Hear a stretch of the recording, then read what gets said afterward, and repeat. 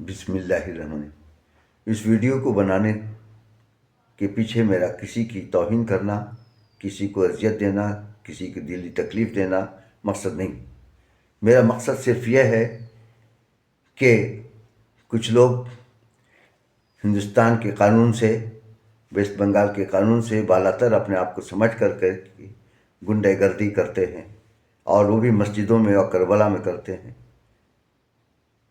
इसकी सबूत के तौर पर आप लोग 12 दिसंबर को औलिया मस्जिद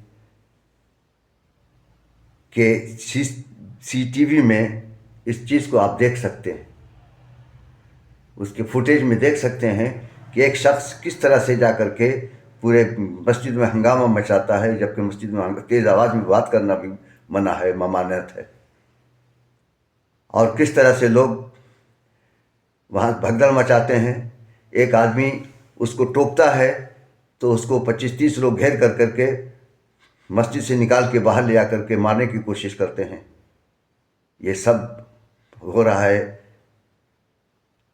और किसी को उस गुंडे से, उस बदमाश से बात करने के लिए हिम्मत नहीं हो रही है।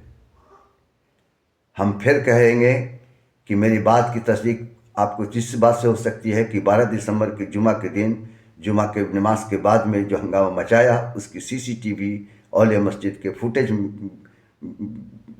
में देखी जा सकती है। हम ने बारहा बहुत सारे रिकॉर्डिंग की करके रखी उसके जुल्म की कहानी को।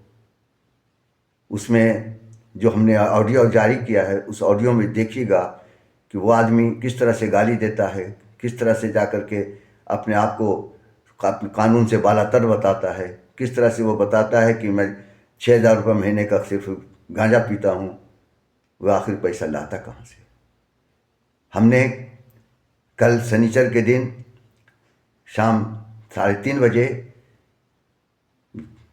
इस इलाके के विधायक और वेस्ट बंगाल के लॉ और लेबर मंत्री मुलय घटक से मिल करके इस शिकायत की है। शिकायत की एक कॉपी मैंने उनको दी है, और अपनी जान की भी हिफाजत के लिए उनसे रिक्वेस्ट किया है। हम उम्मीद करते हैं कि दीदी के हरदिल अजीज़ हुकूमत में ऐसे लोगों को पनपने से रोकना चाहिए। वो आदमी दबंग है, उसके ख़ानदान में बहुत सारे नौजवान लड़के हैं, और उसी नौजवान लड़कों के भरोसे किसी से भी टकराता है, और उससे कोई आदमी मुकाबला नहीं कर सकता। उससे कोई आदमी उसके खिलाफ आवाज़ नहीं उठा सकता है, कोई आदमी उसके खिलाफ शिकायत नहीं कर सकता है।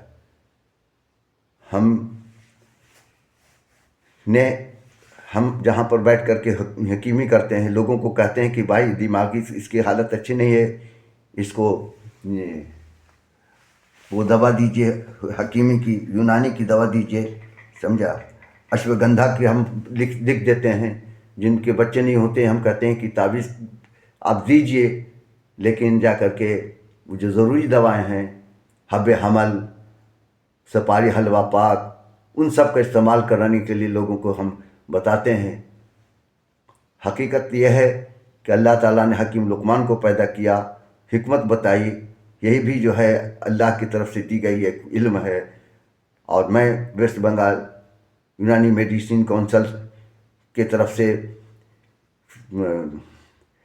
तालीफ याफ्ता और हकीम हूँ, लेकिन इन सारी चीज़ों